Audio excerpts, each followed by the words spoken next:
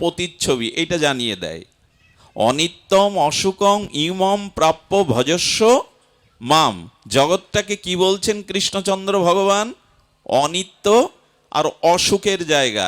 এরপরে কর্ম চালাতে পারবেন? ভগবান বলছেন এই যে জগৎটা দেখছো এটা হলো পদ্মা। আচ্ছা, এইখানে একটা পদ্মায় খুব ভালো ভালো মিষ্টি আঁকিয়ে দিলেন শিল্পীর দ্বারা, ওখানে একটা বাচ্চা বসিয়ে দিন। বাচ্চা বলছে আমি মিষ্টি পাবো, ওই তো মিষ্টি দাও মিষ্টি দাও মিষ্টি দাও। ক্যানভাসে ভালো করে মিষ্টি আঁকানো আছে, আঁকাতে পারে না শিল্পীরা? ভালো ভালো রসগোল্লা মিষ্টি আঁকানো আছে, সাজানো আছে। বাচ্চাটা কাঁদছে, মাকে বলছে মিষ্টি দাও। ওর থেকে মিষ্টি দেওয়া যাবে তো? দেখা যাচ্ছে কিনা মিষ্টি? দেখা যাচ্ছে কিনা? তো সাধুগুরু জানিয়ে দেয় এই জগতে যা দেখছো রূপ রস গন্ধ স্ত্রী পুত্র বৃত্ত বৈভব সঙ্গ, এটা ক্যানভাসে তুলিতে আঁকানো, ওতে বাস্তবতা নেই। এইটা জানিয়ে দেয়, এই দৃষ্টিটা খুলে দেয়। এ জগৎ অনিত্য, এ জগৎ অসুখের জায়গা, এখানে হাত বাড়ালে পাবে না। আচ্ছা, বাচ্চাটা যদি এই রসগোল্লা আঁকানোয় হাত বাড়ায়, নিতে যায়, পাবে কি? চলচ্চিত্রের পর্দার মধ্যে আঙুর দেখা যায়, দেখা যায় কি না? তো ওই আঙুর কেউ পাবে তো? কেউ পেতে পারবে তো? টেলিভিশনের মধ্যে আপনি গঙ্গা দেখতে পান, তো সেই গঙ্গায় আপনি আঙুল ভিজাতে পারবেন তো? আমি বহুবার বলেছি, ঢাকায় কোনো ফ্যাক্টরিতে হয়তো আগুন লেগেছে, না লাগুক, লাইভ সম্প্রচার করে মাঝে মাঝে। টিভিতে সরাসরি লাইভ সম্প্রচার করছে ঢাকায় কোন ফ্যাক্টরিতে আগুন লেগেছে 10 তলায়। ওটা আপনি দেখছেন। আগুনটা যদি সত্য হতো তাহলে টেলিভিশনটা পুড়ে যেত কিনা? কথা বলুন, পুড়ে যেত কিনা? টেলিভিশন পড়ে না মানে আবার ওটা মিথ্যাও না, জ্বলছে তো, সরাসরি দেখাচ্ছে। ঠিক তেমনি সংসারে যেটা দেখছেন, সুখ রূপে দেখছেন, আনন্দ রূপে দেখছেন, গুরুদেব সাধুরা জানিয়ে দেয় এটা ক্যানভাসে আঁকানো, এটা হাত বাড়ালে পাবে না। আয়নার সামনে আপনি দাঁড়ালে মুখ দেখতে পাবেন, আয়নার মধ্যে মুখে কোনো খাদ্য দিতে পারবেন না ঠেসে। আয়নার মধ্যে যার কানটা দেখছেন, কোনো রমণীর ওই কানে দুল পরানো যাবে না ভেতরে। ঠিক গুরুদেব জানিয়ে দেয়, শাস্ত্র জানিয়ে দেয় এই সংসার অনিত্য, এই সংসার অসুখের জায়গা। এখানে সুখ দেখায়, আনন্দ দেখায়, অথচ এখানে ওগুলি নাই। এই তত্ত্বটাই সাধুগুরু বৈষ্ণব জানিয়ে দেয়। তারা সংসারের নেশায় মাতাল করে দেয় না, এটাকে সত্য বলে না, অনিত্যম। এটা অনিত্য, টিকে থাকবে না, তোমার রূপও থাকবে না। শিশু মায়ের স্তনে যে দুগ্ধ পান করছে, 1-2 বছর পর স্তনে দুগ্ধও থাকবে না, শিশু তুমি শিশু থাকবে না যে বারবার ওই শৈশবে মায়ের কোলে বসবে। সব বদলাবে। সংসারে এই জন্য আজ পর্যন্ত যে যা চেয়েছে সংসারের কাছ থেকে তা পায়নি। এটা পাওয়া সম্ভব না, এটা জানিয়ে দেয় সদ্গুরুদেব, এটা জানিয়ে দেয় সাধুগণ। এটা অনিত্য, এটা অসুখের জায়গা। এখানে এইগুলি তুমি পেতে পারো না। এই জন্য চাওয়া পাওয়া, এই জগতের ভোগ বাসনা, এর তৃপ্তি কোনোদিন হয়নি, হবার নয়। আচ্ছা, লক্ষ্য করবেন মাঝে মাঝে স্বচ্ছ, যে নদীর জল স্বচ্ছ, ওই নদীর কূলে বসে দেখবেন নদীর পাশে যে জঙ্গল আসে, সেই জঙ্গলের গাছগাছালির ছায়াগুলো নদীতে পড়ে কিনা, স্বচ্ছ নদীর জলে পড়ে কিনা, এদিকে ধ্যান দিন, পড়ে কিনা। আচ্ছা, নর্মদার স্বচ্ছ জলে নর্মদার পাশে যে জঙ্গলের তার ছবিগুলি পড়েছে। তো এখন আপনি দেখছেন জঙ্গল, গাছ, কিন্তু জলের স্বচ্ছ ছায়ার প্রতিভাত হয়েছে যে গাছগুলো, জলের মধ্যে সেই গাছ আছে তো? দেখছেন কিনা আপনি? দেখছেন, অথচ ওখানে জল ছাড়া জঙ্গল। কথা কি বোঝা যায়? দেখছেন জঙ্গল, কিন্তু ওখানে জল ছাড়া জঙ্গল নাই। কিছু বানর জ্যৈষ্ঠ মাসে আম পেকেছে একটা পুকুর ধারে। এখন তো ছোট ছোট গাছেও আম হয়, অসংখ্য পরিপক্ক অমৃত আম, সেই আমগুলি পরিপক্ক হয়ে সিঁদুর রঙে রাঙিয়ে গিয়েছে। বানরগুলো এসে দেখছে উপরেও আম নিচে আম, মানে ওই যে সরোবরের পাশে আমের সব ছবিটা স্বচ্ছ জলে নিচে পড়েছে। বানর বলছে ওপরে আর লাফালাফি করে কি করব, নিচে থেকেই আম খাই। ওই বলে জলে ঝাঁপ দিয়েছে। আম পাবে তো? দেখা যাচ্ছে তো। সংসারে মানুষ দেখে সুন্দরী রমণী, বীর্ত বৈভব, বাড়ি গাড়ি, স্ত্রী পুত্র, টাকা পয়সা, মান সম্মান দেখে, ছবিতে ওটা পাবেন না। শিশু পদ্মায় আঁকানো রসগোল্লা খামচে নিলেও একটাও পাবে না। জলে জঙ্গল দেখলেও জঙ্গল পাবেন না, ওখানে জলই। এই জন্য যা দেখছি তা সত্য নয়। কোন জাদুকর মাটি নিয়ে মিশ্রি তৈরি করে আপনার হাতে দিল, মিশ্রি কি সত্যি সেটা? কিছুক্ষণ পর ওর মিশ্রত্ব মিষ্টত্ব, কিছু কাগজ নিয়ে টাকা বা ডলার বানিয়ে দিল, ওটা চালাতে পারবেন তো বিদেশে গিয়ে? দেখছেন তো, সুখ আমরা দেখছি তো। জলে তো জঙ্গলের ছবি পড়েছে, জল ছাড়া ওখানে জঙ্গল কোথায়, গাছ কোথায়? এইটা তত্ত্ব তো গুরুদেব জানিয়ে দেয়, ভাগবতগণ জানিয়ে দেয়। এর থেকে ওই ছায়া থেকে, ছবি থেকে কিছু পেতে চেষ্টা করো না। ওই বানর ঝাঁপ দিয়ে আম ধরতে যাচ্ছে, কোথায় আম? আম তো উপরে। এটা কি বুঝি? এই জ্ঞান কি আজও হলো? না সংসারেই সব আছে, এখান থেকেই সব পাবো, এই নিয়েই তো এই দ্বন্দ্বময় সংসারে, অশান্ত সংসারে আমরা শান্তির অন্বেষণে ছুটে বেড়াচ্ছি, ধরতে যাচ্ছি কিন্তু পাচ্ছি না। কথাটি সাধারণ নয়, দার্শনিকদের চরম কথা। এইটি আগে তুমি উপলব্ধি করো যে আসলে সুখটা কোথায়, কোনটা ছায়া আর কোনটা প্রকৃত। তো গোবিন্দ কি বলছেন? অনিত্যম অসুখম ইমম প্রাপ্য ভজস্বমাম। যদি প্রকৃত শান্তি, নিত্য কল্যাণ, মঙ্গল, আনন্দ পেতে চাও, তবে শোনো, আমার ভজনে ছাড়া, আমাতে ছাড়া সংসারের অন্য বস্তুতে সুখ বা শান্তি নেই। এরপরে কলম কে চালাবেন? ভগবানের উপরে। কিন্তু আজও এই বুদ্ধি তোই জাগলো না যে শান্তি কোথায়, আনন্দ কোথায়। শঙ্করাচার্য, জগৎগুরু আচার্য, উনি কি বলছেন? মোহমুদ্গারে বলেছেন, ইহ সংসারে খলুদুস্তরে কৃপাহি পারে ভজমরারে, পুনরপি জননম পুনরপি মরণম পুনরপি জননী জঠরে শয়নম। ইহ সংসারে খলুদুস্তরে কৃপাহি পারে ভজ গোবিন্দম ভজ গোবিন্দম ভজ গোবিন্দম গোবিন্দম ভজ মূঢ় মতে। ওগো মূঢ় মন, মূঢ় কেন বলছেন? তুমি মোহগ্রস্ত। সুখ যেখানে তুমি সেখানে হাত বাড়াচ্ছ না, আনন্দ যেখানে তুমি সেখানে যাচ্ছ না, ছায়ার মতো, ছবির মতো সেই আনন্দ নাই যেখানে, সেখানে তুমি হাত বাড়াচ্ছ। এই জন্য শঙ্করাচার্য বলছে তুমি মূঢ়, মূর্খ তুমি। কোথায় সেই শান্তি? ভজ গোবিন্দম ভজ গোবিন্দম ভজ গোবিন্দম মূঢ় মতে। ভগবানের ভজনের মধ্যেই আছে শাশ্বত সনাতন চিন্ময় আনন্দ। এই কথা সিদ্ধান্ত রূপে মেনে নিন। শঙ্করাচার্য বলছেন ভজ গোবিন্দম, ভগবত ভজনের মধ্যেই আছে এই আনন্দ। এই উপলব্ধি সকলের আসে না। কারণ কি জানেন? যাকে সর্প দংশন করে, সমস্ত রক্তে যদি সর্পের বিষাক্ত বিষ মিশে যায়, এটা পরীক্ষা করবেন, নিমের পাতা খেতে দেবেন, ও কি বলবে জানেন? কি বলবে? মিষ্টি লাগছে। কেন নিমের পাতা কি মিষ্টি হয়ে যায়? আচ্ছা, যাদের বহুদিন জড়গ্রস্ত রোগী, পিত্তদোষ দোষী হয়ে যায়, ওকে মিশ্রি চিবাতে দিলে কি বলে? পিত্তদোষ যার হয়েছে, জিহ্বা তিক্ত হয়ে গেছে, সে মিশ্রি চাবালে কি লাগে তার কাছে? মিশ্রি কি তিতো? নিমের পাতাকে মিষ্টি। স্বাদ বদলে গেল কেন? বুঝতে পারছে না কেন?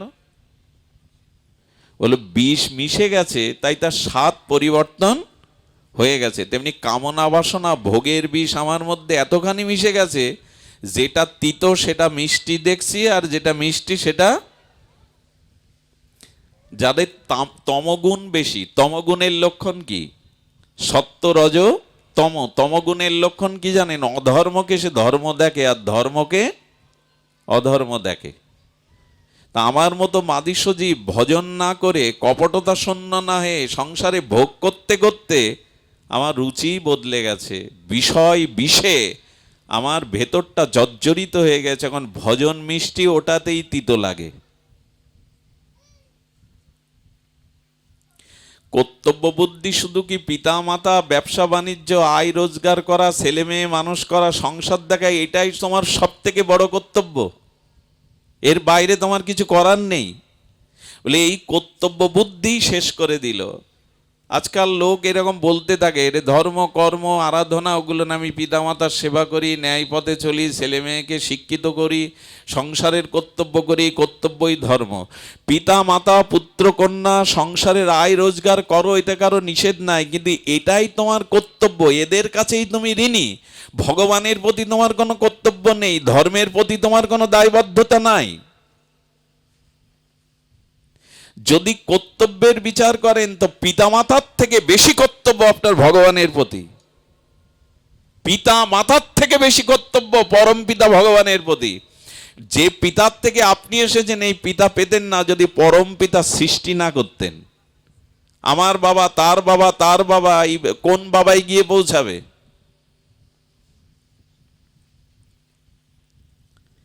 এই জন্য পিতামাতার প্রতি কর্তব্যের দোহাই দিয়ে ভগবান ভজন সুলই দিলেন, এটা কর্তব্য না, এটা মহাকর্তব্য বুদ্ধি। পরমহংসদেব রামকৃষ্ণ বললেন, শোন, সংসারী মানুষ তোমরা এক হাতে সংসার রাখো, এক হাতে ঈশ্বরকে রাখো, এই ব্যালেন্স করে চলো। যেদিন সংসার হাত থেকে তিনি নামিয়ে দেবে, সেই দিন দুই হাত দিয়ে তার চরণ জড়িয়ে ধরো। আমি একবার আষ্টে পিষ্টে সংসার দুই হাত দিয়ে জড়িয়ে ধরেছি, খুব সংসার করছি, খুব কর্তব্য করছি। মৃত্যুর পর শুকুর কুকুরে গতি হলে কে কি করবে? তোমার এই কর্তব্য বাঁচাবে তোমায়? ভজনহীন জীবন এটা পতিতার মতো। একজন বেশ্যা পতিতা অনেক পুরুষকে সুখ দিতে চেষ্টা করে, কাউকে জীবনে শান্তি দিতে পারে না, স্থায়ী শান্তি নিজেও পায় না। কিন্তু রূপ নেই, যৌবন নেই, একজন সতী নারী, সে পতিকে যেমন জগতে শান্তি দিতে পারে, নিজেও শান্তি পেতে পারে। ভজনহীন জীবন পতিতার মতো, আর ভজনযুক্ত জীবন সতী রমণীর মতো। কবে বুঝবো? শুধু কর্তব্যের দোহাই। আমি না হলে এদের কি হবে? বাপ মা বুদ্ধ হয়ে গেছে, ছেলে মেয়ে আমি না থাকলে এদের কি হবে? এই হলো গান। আপনি না থাকলে ওদের কোনো ক্ষতি হবে না, ওদের প্রারব্ধে যা আছে তুমি থাকলেও পাবে, না থাকলেও ওদের চলবে। আজ পর্যন্ত কেউ মারা গেলে কার অচল হয়ে গেছে সংসার বলুন? তুমি এদের কর্তা নও, তুমি এদের ভরণ পোষণের কর্তা নও। ওদের প্রারব্ধে যা আছে, ঘরে দোর দিয়ে থাকলে ওদের ঘরে ওটা পৌঁছাবে, আর প্রারব্ধে না থাকলে দরজা আগলা রাখলেও কোনোদিন ওটা পৌঁছাবে। যার যেটা পাওয়ার কর্মফলে প্রারব্ধতা পাবেই, চেষ্টা না করলেও পাবে। আরে পার্বতী বলছেন ওং নমঃ শিবায়, ওং নমঃ শিবায় গাইতে গাইতে এক জন্মান্ধ চলেছে, প্রভু ওকে কিছু দাও না, ভিখারি না, অন্ধ না, ভিখারি, কাঙাল, তোমার নাম করে ঘুরে বেড়াচ্ছে, ওকে কিছু দাও। শিব ঠাকুর বললে ওর প্রারব্ধে ধনযোগ নাই, অর্থযোগ নাই, আমি দিলেও পাবে না। বলে দিয়ে দেখো আমার সামনে। শিব ঠাকুর সোনার মোহর দিয়ে এক থলিতে করে 10 হাত সামনে ফেলে দিয়েছে, যে পথ দিয়েও যাচ্ছে। 5 হাত দূরে গিয়ে, 4 হাত দূরে গিয়ে ওর ভাবনা এসছে, অন্ধ ব্যক্তি চোখ বন্ধ করে কি করে চলে, আমি একটু ট্রেনিং দিই তো। ও আর অন্ধ সাজার জায়গা পায়নি, ওই জায়গাটাই চোখ বন্ধ করে কিছু পথ হেঁটে চলে গেল। শিব ঠাকুর পার্বতীকে বলছে, দেখো প্রারব্ধে না থাকলে দিলেও কেউ পাবে। আপনি কোন কর্তা যে আপনি থাকলে ওরা বাঁচবে, আপনি না থাকলে ওদের দিন চলবে না? এই জন্য আমি না থাকলে কি হবে, এই বুদ্ধি সব শেষ করে দিল। বরঞ্চ দেখবেন ভগবান চাইলে, প্রারব্ধ চাইলে এক মুহূর্তে সম্রাটকে পথের ফকির করে দিতে পারে, আর পথের ফকিরকে সম্রাট তৈরি করে দিতে, এই ক্ষমতা তার আছে। এই জন্য প্রারব্ধে যার যার পাওয়ার সেটা পাবেই, প্রারব্ধ কাউকে বঞ্চিত করে না। আপনার পূর্বকর্ম ফলে যা আছে আপনি তা পাবেন, চাইলেও পাবেন, না চাইলেও পাবেন। এই জন্য ওই দোহাই দিয়েন না, আমি না থাকলে এর কি হবে। কর্তব্য বুদ্ধি শুধু সংসারের জন্য আছে, তাই না? ঈশ্বরের জন্য কোনো কর্তব্য বুদ্ধি নাই। পিতামাতা আমার শরীর দিতে পারে, আত্মা দিতে পারে না, এটা ঈশ্বর আমার মধ্যে কৃপা করে আত্মারূপে আছে, তার অবদান বেশি। মৃত সন্তান প্রসব করে মা আনন্দ পাবে, পিতার সুখ হবে কেন? দেহটা তো পিতামাতা দিল, রক্ত মাংস আছে, আত্মা নাই, মৃত বলে কারো সুখ নাই। ওই আত্মাটা কে? পিতামাতা আত্মা দিতে পারে? কর্তব্য ভগবানের প্রতি আপনার প্রধান কর্তব্য। এই জন্য কর্তব্য বুদ্ধির দোহাই দিয়ে, সংসারের কর্তব্যের দোহাই দিয়ে মূল কর্তব্য পরিত্যাগ করবেন, এটা প্রত্যাব্যয় হয়ে যাবে। আর পিতামাতার সেবা করুন, সংসারে ন্যায় নীতি নিয়ে চলুন। এই কর্মযোগের দ্বারা আপনার প্রাপ্তি কি জানেন? প্রাপ্তি স্বর্গ, প্রাপ্তি পরকালে বড়লোক হয়ে জন্মানো। তাতে জন্ম মৃত্যু এড়াতে পারবেন না, ঈশ্বর প্রাপ্তি হবে না ভজন না করলে। অনেকেই বলে কর্ম বড়। কি কর্ম? কর্ম, অকর্ম, বিকর্ম, কর্ম তিন প্রকারের, তা না জেনেই ঢেড়ি পিটায় কর্মই শ্রেষ্ঠ। কর্ম তিন প্রকার, তা জানা নেই বলে বসলাম কর্মই শ্রেষ্ঠ। আমি অত ধর্মকর্ম লোক দেখানো, অত সাধু অনুষ্ঠান ভাগবত করার সময় নেই, আমি সৎকর্ম করি। কর্মের ফলটা কি? কর্মের ফল মৃত্যুর পরে স্বর্গে যাওয়া, দেবতা হওয়া, আর পুণ্য ক্ষয় হলে আবার ঠেলে ফেলে দেবে, এখানে আপনাকে আসতে হবে। কর্মের ফল কি? আগামী জন্মে বড় লোকের ঘরে, ধনীর ঘরে জন্মানো। এর বাইরে কিছু নাই কর্মে। ঈশ্বর ভজন না করলে জন্ম মৃত্যু এড়াতে পারবেন না, ভগবত ধামে ফিরে যাওয়ার তার যোগ্যতায় অর্জন হবে না। এই জন্য কর্ম শুধু নয়, ভগবত উদ্দেশ্যে কর্ম করো, যাতে স্বর্গ নয় ভগবত ধাম প্রাপ্তি হওয়া যায়। এই জন্য শুধু কর্তব্য বুদ্ধি সংসারে না, আপনি সামাজিক জীব, সমাজের প্রতি, ধর্মের প্রতি, পরিবারের প্রতি, সর্বপ্রতি ঈশ্বরের প্রতি আপনার কর্তব্য আছে, শুধু সংসারের কর্তব্য বুদ্ধি নয়। সুধীজন, এই জন্য আমাদের কি করতে হবে? সাধুগুরু বৈষ্ণব আমাদের দৃষ্টিভঙ্গি বদলে দেবে, যে দেখো কি জন্য এসেছো তুমি, তোমার করণীয় কি, তুমি যে আনন্দ চাইছো, তুমি যে দুঃখের একেবারে বিনাশ চাইছো, সেটির একমাত্র উপায় ভগবত ভজন করো। ভজনে কি প্রাপ্তি শুনুন। খুব মার্মিক একটি লীলা মনে পড়ল। লীলাটি খুব হৃদয় স্পর্শ করে। চন্দ্রাবতী নাম। ভগবান যখন বৃন্দাবনে লীলা করছিলেন, তখন আপনারা জানেন ব্রাহ্মণ পত্নীগণ কৃষ্ণ এবং বলাইকে তারা অন্ন পাওয়ানোর জন্য বনে গিয়েছিল। আর কৃষ্ণকে দর্শন করে এসে যখন এই ব্রাহ্মণ পত্নীগণ তারা কৃষ্ণের রূপ বর্ণনা করত, তার মাধুর্য বর্ণনা করত, ভগবানের রূপ যেভাবে ভাগবতে বর্ণনা করা আছে, যদি মনে একবার রং লেগে যায়, বাইরের রং তো তুলতে পারবেন, এই রং তুলতে পারবেন না। এই জন্য ভগবানের গুণ মহিমা শুনতে হয়। যদি হৃদয়ে তার সৌন্দর্য মাধুর্য একবার লেগে যায়, আর তুলতে পারবেন না।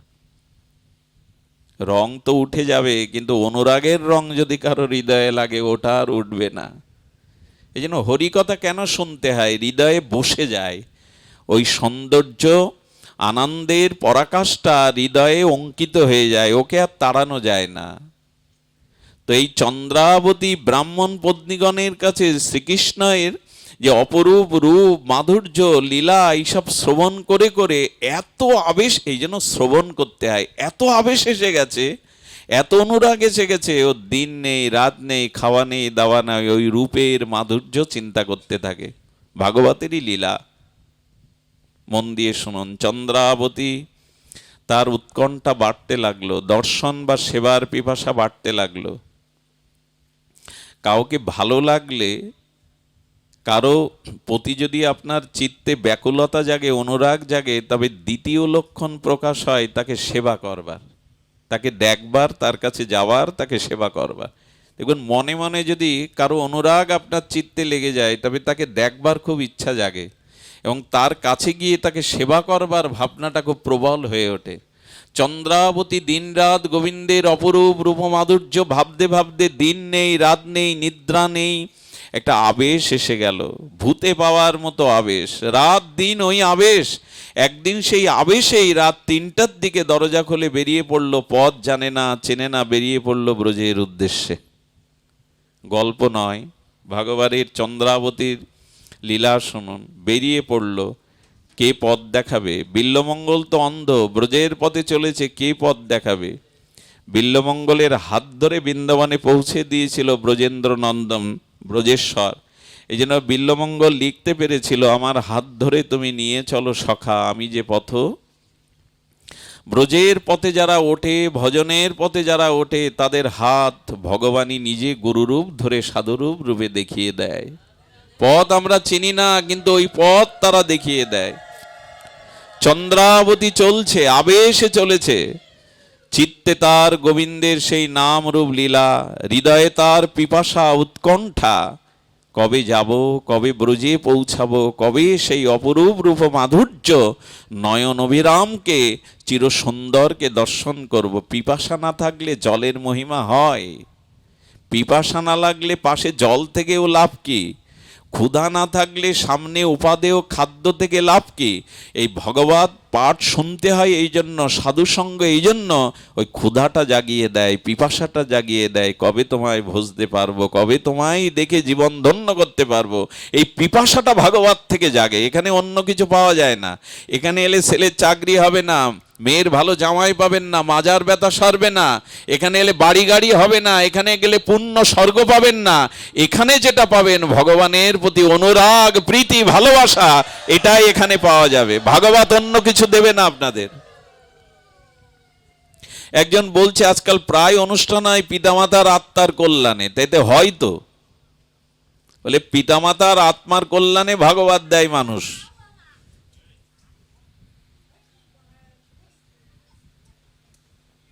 তো আমাদের এক আচার্য বলেছেন, পিতামাতার আত্মকল্যাণে ভাগবত সপ্তাহ দিলে, ভাগবত যজ্ঞ দিলে উদ্ধার হয়।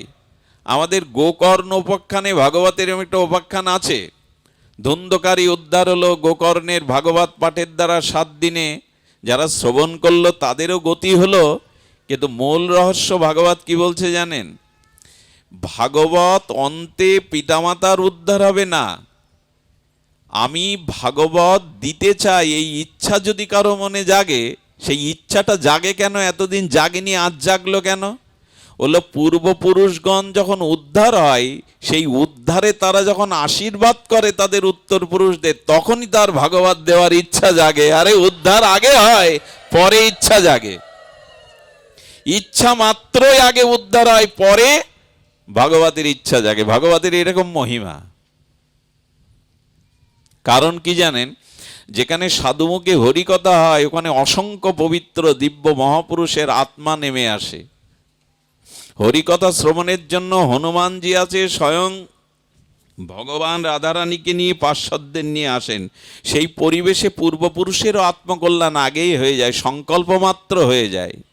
সদ্য হৃদয় অবরুদ্ধতি শুশ্রবি তৎক্ষণাৎ। বলেন শ্রুত, পঠিত, অনুমোদিত বা আদৃত ভাগবত মহিমায় বলছেন, আজ সকালে শুনেছেন যে এই মন্দিরে ভাগবত পাঠ হবে, আর সন্ধ্যায় ইচ্ছা করেছিলেন শ্রবণ করতে আসবেন, সাধু সঙ্গে আসবেন, কোনো কার্যান্তরে আসতে পারেননি। গোবিন্দ বললেন, আসতে না পারো, ওই যে সকালে সংকল্প করেছ আজ পাঠ শুনতে যাব, ওই সংকল্প মাত্রই আমি তোমার হৃদয়ে অবরুদ্ধ বাধা হয়ে পড়ে গেছি, তোমার হৃদয়ে আমি বাধা পড়ে গেছি। এই হলো ভাগবত। আসতে পারোনি, কিন্তু সংকল্প ছিল আসবো, ওই সময় আমি তোমার হৃদয়ে বাধা পড়ে গেছে। অবরুদ্ধ শব্দ দিয়েছে। এরকম মহিমা ভাগবতের। কিন্তু ওই যে কপটতা দোষে দুধ আর জল আলাদা, এখানে এসেও তো কপটতা যায় না। তো আমরা শ্রবণ করছিলাম চন্দ্রাবতী চলেছে, কি আবেশ তার, সেই আবেশে যেন কে তাকে পথ চিনিয়ে নিয়ে যাচ্ছে। বৃন্দাবনে যখন পৌঁছালো তখন প্রকট লীলা, আমি যেটা বলছি আপনাদের ওই সময়ের প্রকট লীলা, গোবিন্দ যখন প্রকট লীলা নিত্য বৃন্দাবনে আস্বাদন করছেন, গিয়ে দেখে ওই দিনই সকালে, ওর যেতে যেতে বেলা উঠে গেছে, ওই দিনই সকালে অক্রুরের রথে করে কৃষ্ণ মথুরায় চলে গেছে।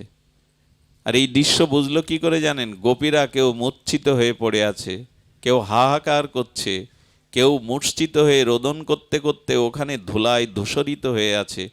সমস্ত বৃন্দাবনের যেন আনন্দ থেমে গেছে। দিবাভাগে যদি সূর্য রাহু গ্রাস করে যেমন অন্ধকার নেমে আসে, ব্রজের বৃক্ষগুলিও যেন কাঁদছে, ব্রজের গাভীগুলিও তৃণ খেতে গিয়ে তাদের মুখে তৃণ আটকে আছে, বাছুরগুলি গাভীর বাটে দুগ্ধ পান করতে গিয়ে ভুলে গেছে তাদের দুগ্ধ গালসি দিয়ে পড়ে যাচ্ছে, সুখ সারি চোখ বন্ধ করে শুধু অশ্রু ফেলছে, তাদের কণ্ঠে কোনো সঙ্গীত নাই। বৃন্দাবনের বাতাস যেন বিরহে ভারী হয়ে গেছে। এদিকে ব্রজসুন্দরীগণ পথের ধুলাতে কেউ মূর্ছিত, কেউ উৎকণ্ঠিত, কেউ ব্যাকুল হয়ে ক্রন্দন করছে। এই দৃশ্য দেখেই বুঝলেন হতভাগিনী এত ব্যাকুলতা নিয়ে এলি তার দর্শনে, আজই তার যাওয়ার সময় হলো। ও তখন কি ভাবছে দেখুন, ভক্তের মহিমা দেখুন, ভজন পথে উঠলে কি হয় দেখুন। ও তখন বলছে বুঝেছি, আমি এসেছি, তুমি ব্রজ ছেড়ে মথুরায় গেছো, এরও নিশ্চয়ই কোনো কারণ আছে, কারণ তোমার পথে যারা ওঠে তাদের অকল্যাণ হয় না, কোনো নিহিত অর্থ লুকিয়ে আছে তোমার যাওয়ায়। কি বুঝলে? এই জন্য ভজন পথে আসলে দেখবেন সব সময় নিজের ত্রুটিটা চোখে পড়বে। আপনি ভজনে আসছেন, হরিকথা শুনছেন, হরিনাম জপ করছেন, এতে ক্রিয়া হচ্ছে কিনা, কোনো কাজ হচ্ছে কিনা বুঝবেন কি করে জানেন? খুব লিখে নিন কথাটি, হৃদয় একবার খুব জোর করে লিখে নিন, হাড়ের উপরে হৃৎপিণ্ডের উপরে লিখে নিন, যেন মুছে না যায় কাল। আপনি ভজন করছেন, এতে আপনার কল্যাণ হচ্ছে কিনা বোঝা যাবে যখন অন্যের দোষ দেখা বন্ধ হয়ে নিজের দোষ দেখা শুরু হবে। তখনই জানবেন আপনার ভগবত ক্রিয়া করছে, আপনি ভগবত পথে দুপায়ে গিয়েছেন। অপরের দোষ যেই দেখবেন আপনার ভিতর অহংকার আসবে যে ওর থেকে আমি ভালো, আর অহংকারী ভজনের পথে সব থেকে বড় বাধা। যখন নিজের দোষ দেখবেন তখন কি আসবে? অহংকার না এসে দৈন্যতা আসবে, দীনতা। যখনই নিজের দোষ দেখবেন তখন আসবে দীনতা।